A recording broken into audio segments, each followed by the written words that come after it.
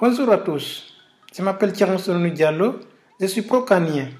Dans cette vidéo, mes collègues et moi allons vous présenter notre institut ISIC de Rabat.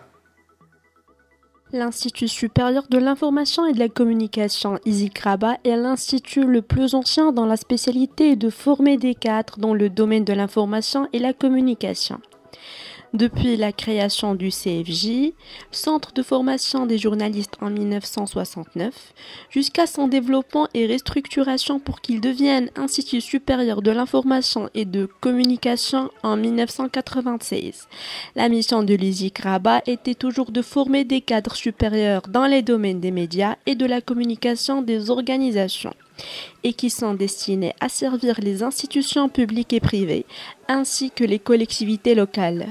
La formation au sein de l'ISIC Rabat passe par la formation pédagogique à l'Institut ainsi que des stages qui sont effectués obligatoirement chaque année.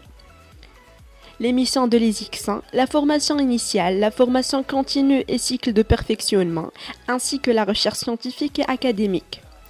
Les lauréats de l'ISIC occupent divers postes dans le domaine du journalisme tels que journaliste-rédacteur, présentateur de journaux à la télévision ou à la radio, animateur d'émissions à la télévision ou à la radio, journaliste multimédia, ainsi que chargé de com.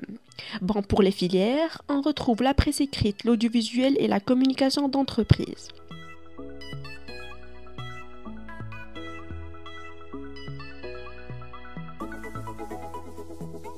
L'ISIC a plusieurs partenariats. Des accords, des contrats, des conventions avec les instituts étrangers, des stages à l'étranger, des coopérations en matière de recherche, des échanges étudiants et des échanges d'enseignants, etc.